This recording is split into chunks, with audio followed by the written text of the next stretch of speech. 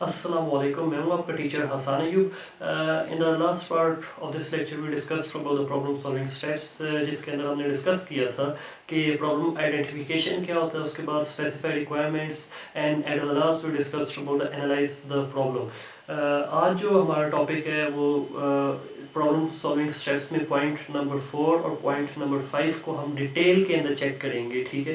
अब problem number 4 है क्या, उसके अंदर हमने बेसिकली देखना है कि एल्गोरिथम क्या होता है, फ्लो चार्ट क्या होता है, एल्गोरिथम क्यों लिखा जाता है, थोड़ी बहुत डिस्कशन हम उसके बारे में उससे रिलेटेड हम करेंगे. उसके बाद पॉइंट नंबर 5 है राइट द प्रोग्राम या कोडिंग. ठीक है. लास्ट टाइम भी कुछ बच्चों के क्वेश्चंस थे कि डेफिनेशन कहाँ से याद करें. तो डेफिनेशन जो स्लाइड अभी मैं आपको एक बता भी दूंगा कि ये एक कंप्लीट स्लाइड आपने ये पूरी की पूरी एज अ लॉन्ग क्वेश्चन याद करनी है, या आपने इस स्लाइड में से ये शॉर्ट क्वेश्चन आपने इधर से याद करने डेफिनेशंस. मेरी कोशिश होती है कि बुक वाली डेफिनेशन ही इधर मैं लिखूं ताकि ज़्यादा कन्फ्यूजन या बच्चों को ज़्यादा टेंशन ना हो. ठीक है. तो आइए स्टार्ट करते हैं आज का लेक्चर. सबसे पहले देखें design algorithm and draw flow chart. At this stage of problem solving, algorithm is designed and flow chart is drawn. अब एल्गोरिथम क्या होता है, फ्लो चार्ट क्या होता है, पहले आपको वो चीज़ समझ आ जानी चाहिए. एल्गोरिथम कोई भी आपको मसला आता है, कोई भी प्रॉब्लम आती है, उसको सॉल्व करने के लिए आप जो पॉइंट्स बना के लिखते हैं ना कि पहले नंबर पे ये काम करना है, दूसरे नंबर पे ये, तीसरे नंबर पे ये, step 1 this, step 2 this, step 3 this and so on. तो इसको हम क्या कहते हैं, ये एल्गोरिथम है. ठीक है. अब इन्हीं स्टेप्स को आप पिक्टोरियल फॉर्म में तस्वीरी शक्ल में आप जब रिप्रेजेंट कर देते हैं तो उसको हम क्या कह देंगे, फ्लो चार्ट. ठीक है. प्रॉपर स्टार्ट करने से पहले कुछ कॉन्सेप्ट्स हैं वो हम डिस्कस कर लेते हैं. ठीक है. आपको अभी सामने जो है एक ट्रायंगल शो हो रही होगी. ठीक है. अब इस ट्रायंगल में आपको क्या शो हो रही है, एक इसकी हाइट गिवन है, एक बेस गिवन है. ठीक है. आपने इसका फाइंड क्या करना है, एरिया ऑफ ट्रायंगल. ठीक है. उसका फार्मूला क्या है, 1/2 इंटू बेस मल्टीप्लाई हाइट. ठीक है. अब आपको कहा क्या जाएगा कि आपके पास ये ट्रायंगल है, इसकी हाइट ये है, इसकी बेस ये है. तो अब आपने इस ट्रायंगल का एरिया फाइंड करना है. तो इसका एल्गोरिथम पहले हम देख लेते हैं कि वो एल्गोरिथम इसका कैसे बनेगा या क्या होगा. ठीक है. सबसे पहले आपने बताना होता है स्टार्ट के, हाँ जी, एल्गोरिथम के अंदर इधर मेरा मसला, इधर मेरा इसका पहला स्टेप, ये इधर से स्टार्ट करना है आपने. ठीक है. एंड देन स्टेप 1 पे आपने बताना है कि इसकी हाइट कितनी है, उसको रीड आउट करनी. ठीक है. उसकी बेस, उसके बाद आपने क्या बताना, उसकी बेस को रीड आउट करना. उसके जब आपके पास ये दोनों चीज़ें रिक्वायर्ड आ गई हैं तो उसके बाद आपने सिंपली क्या करना है, आपने बता देना है, कैलकुलेट करें जी, बेस को हाइट के साथ मल्टीप्लाई कर दें. अभी पिछली स्लाइड के ऊपर मैंने आपको ये लिख के भी दिखाया था इसका फार्मूला. ठीक है. कि बेस को हाइट के साथ बेस को हाइट के साथ मल्टीप्लाई करें और डिवाइडेड बाय 2 कर दें. तो ये फार्मूला मैंने लगा दी. अब आप इसको ऐसे लिख लें या आप इसको ऐसे लिख लें, both are valid things. इस तरह करनी. ठीक है. दोनों चीज़ें चल जाएंगी, परेशान हो. तो इसको मैंने इक्वल किसके कर दिया, एरिया के. ठीक है. अब इसका जब आंसर सॉल्व होगा तो वो किसके अंदर आएगा, एरिया के अंदर आएगा. ठीक है. तो मैंने नीचे सिंपली क्या किया, डिस्प्ले एरिया. आखिर पे जब आपका एक तमाम के तमाम स्टेप्स परफॉर्म हो जाए ना तो आपने सिंपली बता देना है कि हाँ जी मेरा मसला इधर सॉल्व हो गया, इधर स्टॉप कर दें इस चीज़ को. ठीक है. अब इसी एल्गोरिथम को फ्लो चार्ट की शेप में देखते हैं. अब देखें फ्लो चार्ट क्या, एल्गोरिथम क्या था, step by step. Flow chart क्या कि इसी एल्गोरिथम को हमने पिक्टोरियल फॉर्म में तस्वीरी शक्ल के अंदर रिप्रेजेंट कर दिया. ठीक है. सबसे पहले देखें स्टार्ट वैसे ही लिखा मगर उसको हमने एक ओवल शेप के अंदर इनक्लोज कर दिया. अब आपको मुख्तलिफ शेप्स नज़र आ रही हैं. इधर मुख्तलिफ शेप है, ये मुख्तलिफ शेप्स हैं, ये मुख्तलिफ शेप है, और फिर ये नीचे वही शेप्स ऊपर वाली आ गई. तो ये इसी चैप्टर के एंड पे एक लॉन्ग क्वेश्चन जब हम डिस्कस करेंगे सिंबल्स फॉर फ्लो चार्ट के, फ्लो चार्ट के अंदर कौन कौन से सिंबल्स होते हैं, उनका मकसद क्या है, किस वक्त कौन सा सिंबल यूज़ करना है, तो तब आपको ये चीज़ समझ आ जाएगी. बस बताने का मकसद फ़िलहाल ये है कि एल्गोरिथम को इस तरह आप पिक्चर्स की फॉर्म में, सिंबल्स की फॉर्म के अंदर रिप्रेजेंट करते हैं अपने तमाम के तमाम स्टेप्स को. उसके बाद जब आप एक एल्गोरिदम लिख लेते हैं ना, उसके बाद it is then verified that whether the algorithm solves the problem और नॉट। ये एक इंपॉर्टेंट स्टेप होता है। अब ये नहीं होता कि आपने एल्गोरिदम लिख दिया, ठीक है जी मेरा काम हो गया, अब इसके ऊपर अमल करना स्टार्ट कर दें, ठीक है, वैल्यूज पुट करें आपको आंसर आ जाएगा। आपने पहले जो एल्गोरिदम लिखते हैं उसके बाद आपने चेक करना होता है कि एल्गोरिदम आपको आंसर सही देगा या नहीं देगा, आपके मसले के मुताबिक उसका सोल्यूशन आ भी रहा है या नहीं आ रहा। उसके बाद writing algorithm is the most difficult part of the problem solving process. क्या रहा है कि एल्गोरिदम लिखना ना प्रॉब्लम सॉल्विंग में सबसे मुश्किल, 9 स्टेप्स है ना, इन 9 में से सबसे मुश्किल काम क्या है, एल्गोरिदम लिखना, ठीक है। क्यों?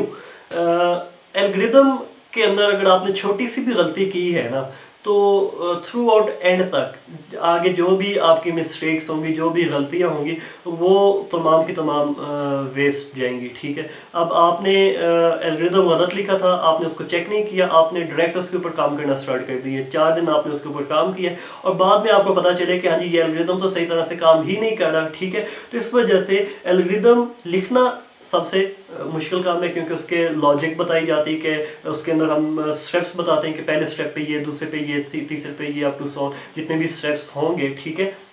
और उसके बाद एल्गोरिदम लिखने के बाद उसको चेक भी किया जाता है कि आया ये मेरा आंसर रिक्वायर्ड आउटपुट के मुताबिक आ रहा है या नहीं आ रहा है, ठीक है।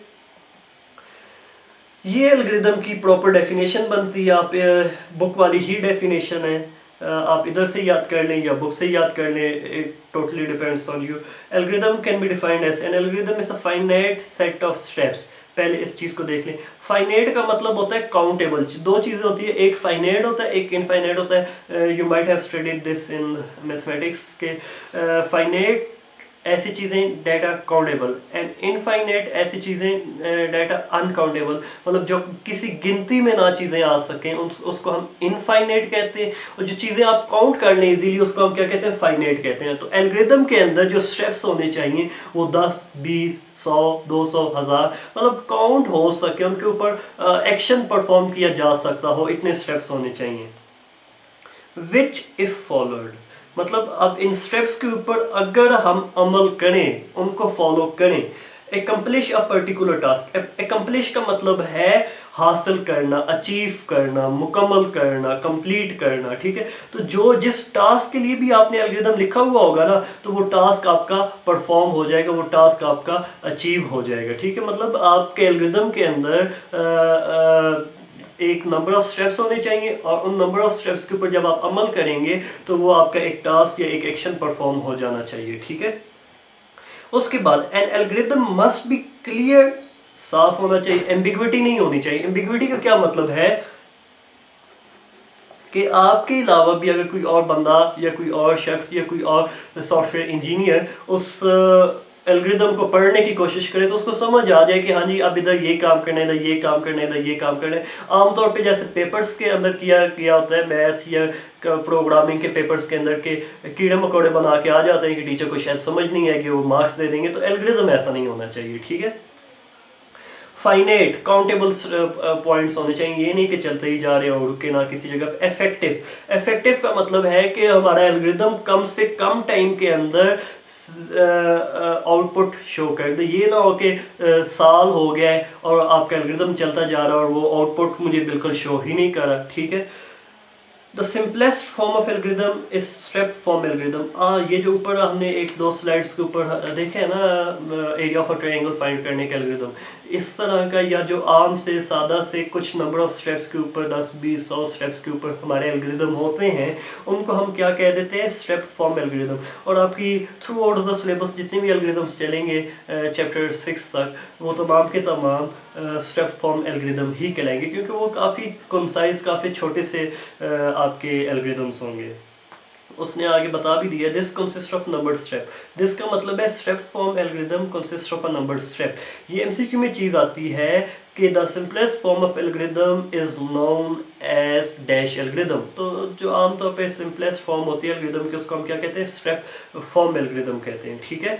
उसके बाद once the algorithm has been design it should be verified through desk checking. जब आपका एक एल्गोरिदम डिजाइन हो जाता है, आप एक एल्गोरिदम लिख लेते हैं, तो उसके बाद अगला इंपॉर्टेंट स्टेप होता है कि आपने चेक करना है कि ये एल्गोरिदम मुझे मेरी रिक्वायरमेंट्स के मुताबिक, मेरी ज़रूरत के मुताबिक आउटपुट शो करेगा या नहीं करेगा। ठीक है, तो अब ये जो डेस्क चेकिंग होता है उसकी डेफिनेशन आप प्रॉपर इधर से याद करना चाहें तो आप कर सकते हैं। ठीक है, ये अब इस पूरी स्लाइड पे आपको दो शॉर्ट डेफिनेशन एक एल्गोरिदम की मिल गई है, एक डेस्क चेकिंग की डेफिनेशन शॉर्ट में आपको मिल गई है, याद करनी आपने इधर से या बुक से आप कर लें, it totally depends on you. उसके बाद अगर लॉन्ग में आ जाए ये design algorithm and draw flow chart, तो ये पूरी की पूरी स्लाइड आपने याद करनी है। कॉन्सेप्ट्स आपके होंगे तो आप इजीली लिख लेंगे, कोई मसला नहीं होगा आपके लिए।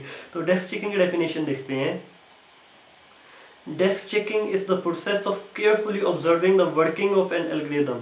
मतलब डेस्क चेकिंग एक ऐसा अमल होता है, एक ऐसा प्रोसेस होता है जिसके अंदर आप काफ़ी तवज्जो के साथ, काफ़ी डिटेल के साथ अपने एल्गोरिदम की वर्किंग को चेक कर रहे होते हैं कि आपका एल्गोरिदम किस तरह आउटपुट शो करेगा, सही आउटपुट शो आ रही है या नहीं आ रही, उसका एक स्टेप से दूसरे स्टेप के ऊपर हम कैसे जाएंगे, ये तमाम चीज़ें हम चेक करते हैं। ठीक है, on a paper for some test data. On a paper for some test data का मतलब है कि आप आमतौर पे जो आपकी शीट्स होती हैं या रजिस्टर्ड होते हैं उसके ऊपर ही आप फार्मूला लिख के, वैल्यूज़ लिख के आप चेक करेंगे कि हाँ जी इस एल्गोरिदम का आंसर इस फार्मूला के मुताबिक सही आ रहा है या नहीं आ रहा। ठीक है, अब ये फार्मूला जैसे ऊपर था ना, ऊपर वाली स्लाइड्स में हमने देखा, तो इसमें बी की बेस की वैल्यू मैं कोई इमेजिन कर लूँगा, हाइट की वैल्यू मैं रैंडमली कोई इमेजिन कर लूँगा, उसको सॉल्व करके कहूँगा कि हाँ जी इसका आंसर मुझे सही मिल रहा है या नहीं मिल रहा। ठीक है, सही आ रहा है तो ठीक है जी, आपका एल्गोरिदम सही काम कर रहा है, डेस्क चेकिंग अप्रूव हो गई है। ठीक है, algorithm is provided a variable set of input for which the output is examined। ये चीज़ जो बिल्कुल अभी मैंने आपको बताई है कि आप अपने एल्गोरिदम के अंदर जो फार्मूलाज लिखे होते हैं ना, उसके अंदर कुछ रैंडम वैल्यूज रख के, पुट करके, इमेजिन करके आप उसको सॉल्व करके देखते हैं और देखते हैं कि आपकी आउटपुट जो है वो आपकी रिक्वायरमेंट के मुताबिक, आपकी ज़रूरत के मुताबिक, आपके प्रॉब्लम के मुताबिक सही आ रही है या नहीं आ रही। ठीक है, उसके बाद अगला एक देख लें, how many steps perform by N algorithm, के एक आमतौर पे जो एल्गोरिदम होता है वो आप लिखें, मैं लिखूं या कोई और बंदा लिखे, तो वो एक एल्गोरिदम कितने स्टेप्स, एटलीस्ट कम से कम कितने स्टेप्स परफॉर्म करता है। ठीक है, तो वो 3 स्टेप्स होते हैं। पहला स्टेप हम क्या कहते हैं कि उसने इनपुट लेनी होती है, जैसा कि पीछे हमने कहा था कि वो एक बेस और एक हाइट लेगा, ये दोनों उसने क्या ली थी, इनपुट ली थी, जिसके ऊपर एक्शन परफॉर्म करना होता है। ठीक है, उसके बाद जब मैंने कह दिया था कि area equal to 1/2 base multiply height, तो ये क्या था, प्रोसेसिंग हो रही थी, कैलकुलेशन। एक्चुअली कैलकुलेशन का प्रोसेस ही प्रोसेसिंग कहलाता है। तो आपका एल्गोरिदम जो है वो प्रोसेसिंग उसकी होनी चाहिए, कुछ कैलकुलेशन होनी चाहिए। जब कैलकुलेशन आ जाएगी तो उसके बाद आपने सिंपली क्या करना होता है, उसकी आउटपुट डिस्प्ले कर देनी होती है। ठीक है, तो ये एक शॉर्ट क्वेश्चन मजीद बनता है कि आमतौर पर एक एल्गोरिदम कितने स्टेप्स परफॉर्म करता है। 3 स्टेप्स परफॉर्म करता है, takes input, perform processing and the last one is shows output. ठीक है, उसके बाद जो अगला हमारा पॉइंट है, पॉइंट नंबर 5 बनता है ये प्रॉब्लम सॉल्विंग स्टेप्स के अंदर। ठीक है, writing the program. Actually writing the program का मतलब क्या है कि आपने अपने एल्गोरिदम को अपने प्रोग्राम के अंदर चेंज करना है। इसका क्या मतलब है कि अब आप अभी तक जो काम चल रहा है ना वो पेपर्स के ऊपर पेपर वर्क हो रहा है, एल्गोरिदम आपने डॉक्यूमेंट्स या फाइल्स बना के लिखी हुई, अभी तक आपने सॉफ्टवेयर डिज़ाइन नहीं किया, आपने प्रोग्राम नहीं लिखा। ठीक है, अब अगला स्टेप आता है कि आपने प्रोग्राम लिखना है या इंस्ट्रक्शंस लिखनी है। ठीक है, ये आप क्लास 6 से या 5 से ऑनवर्ड जो प्रोग्राम की डेफिनेशन पढ़ते आ रहे हैं ना, तो अभी बेसिकली हम देखेंगे कि प्रोग्राम लिखते कैसे हैं या प्रोग्राम बनाते कैसे हैं, वो डिस्कशन अभी हमारी स्टार्ट होगी। ठीक है, this step involves the conversion of an algorithm to a program. मतलब कन्वर्जन का क्या मतलब है, तब्दीली। हमने जो एल्गोरिदम हमने लिखा हुआ था ना, उस एल्गोरिदम को हमने चेंज करना है प्रोग्राम के अंदर। अब प्रोग्राम क्या होता है, इसकी डेफिनेशन आपने पढ़ी हुई है, set of instructions given to a computer. मतलब हदायत का एक सेट होता है जो किसी प्रोग्रामिंग लैंग्वेज के अंदर लिखा होता है, और जब कंप्यूटर को वो इंस्ट्रक्शंस दी जाती है तो कंप्यूटर उसके ऊपर कोई ना कोई टास्क, कोई ना कोई एक्शन परफॉर्म करता है। ठीक है, तो इधर उसने वही चीज़ बता दी है कि कोडिंग के अंदर क्या होता है, हम अपने एल्गोरिदम को प्रोग्राम के अंदर चेंज करते हैं, और ये अमल किसी प्रोग्रामिंग लैंग्वेज के थ्रू होता है। वो आप सी लैंग्वेज, C++, जावा, फोर्ट्रान, ये चैप्टर 2 से ऑनवर्ड हमने प्रोग्राम ही लिखने हैं। ठीक है, तब आपको डिटेल के अंदर चीज़ें समझ आ जाएंगी। ये देखें एल्गोरिदम जो दूसरी स्लाइड के ऊपर हमने देखा था, ये एल्गोरिदम जो दूसरी स्लाइड के ऊपर हमने देखा था, उस एल्गोरिदम को प्रोग्राम के अंदर मैंने कन्वर्ट किया हुआ है, और ये बेसिक लैंग्वेज के अंदर मैंने लिखा है, जो कि आप लोगों ने चैप्टर 2 से स्टार्ट कर देनी है, ठीक है। अब जो एल्गोरिदम के अंदर चीज़ होती है ना, एग्जैक्ट वही हमारी प्रोग्राम के अंदर हो रही होती है। स्टार्ट की बजाय हमने क्या कह दिया, CLS आगे चैप्टर 2 के अंदर क्लियर हो जाएगी कि क्लियर स्क्रीन या CLS का क्या मतलब होता है, ये लिखते क्यों है, ठीक है। उसके बाद रीड हाइट मतलब इनपुट हाइट करने, यूजर से हाइट की वैल्यू लेने। रीड बेस मतलब यूजर को आप कह दें कि आप बेस जो भी ट्रायंगल की आपकी होगी वो आप एंटर कर दें। उसके बाद आपने कैलकुलेशन कर दी है। उसके बाद आपने प्रिंट का मतलब है डिस्प्ले कर दी उसकी आउटपुट। अब कहने का मतलब ये कि इस तरह एल्गोरिदम को आप एक प्रोग्राम के अंदर चेंज कर देते हैं, ट्रांसफॉर्म कर देते हैं। उसके लिए ये बेसिक या C प्रोग्रामिंग लैंग्वेजेस आपको रिक्वायर्ड होती हैं। फॉर दिस पर्पस का मतलब है इस कन्वर्जन के लिए, एल्गोरिदम को प्रोग्राम के अंदर चेंज करने के लिए, ठीक है। The programmer must know the syntax of the programming language chooser. अब अगर बेसिक लैंग्वेज, अब इससे पहले आप ये चीज़ देख लें, आप उर्दू जब आपने बोलनी स्टार्ट की या सीखनी स्टार्ट की, तो आपको सबसे पहले उर्दू की ग्रामर सिखाएगी कि उर्दू की ग्रामर है क्या, उस ग्रामर के मुताबिक आपने फिर उर्दू सीखी है, ठीक है। इंग्लिश जब आपने सीखनी स्टार्ट की तो सबसे पहले आपको इंग्लिश की ग्रामर सिखाई गई। इसी तरह जर्मन या चाइनीज़ या पर्शियन लैंग्वेज, कोई भी लैंग्वेज आप अडॉप्ट करें, उसकी सबसे पहले ग्रामर सिखाई जाती है, ठीक है।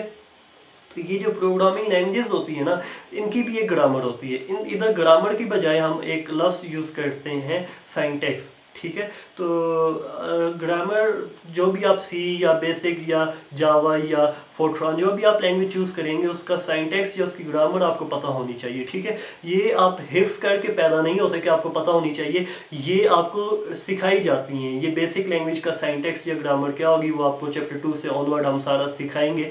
फिर आपको समझ आ जाएगी कि हाँ जी, इसका ये सिंटैक्स है, इसका ये रूल्स है, इसकी ये ग्रामर है, ठीक है। अब कह क्या रहा है कि एल्गोरिदम को प्रोग्राम के अंदर चेंज करने के लिए आपने जब एक प्रोग्रामिंग लैंग्वेज चूज़ कर ली है, तो उसका सिंटैक्स या ग्रामर आपको पता होना लाजमी है, ठीक है। अब सिंटैक्स क्या होता है, वो चीज़ अभी मैंने वैसे आपको बता दी है। The set of grammatical rules of a programming language. Programming languages का मतलब है कि वो C या C++ या बेसिक कोई भी लैंग्वेज हो सकती है, ठीक है। जो भी आप प्रोग्रामिंग लैंग्वेज अडॉप्ट करते हैं, उस लैंग्वेज के जो रूल्स होते हैं लिखने के, उसको इस्तेमाल करने के, उन रूल्स को हम क्या कह देते हैं, syntax of that programming language, ठीक है। उम्मीद है कि आज का टॉपिक आपको क्लियर हो चुका होगा। इन केस अगर आपका कोई क्वेश्चन हो तो वो आप नीचे कमेंट सेक्शन में कर दें, ताकि जब भी टाइम मिले तो मैं आपको उस चीज़ का आंसर कर दूंगा, ठीक है। तो अगले लेक्चर तक के लिए अल्लाह हाफिज़।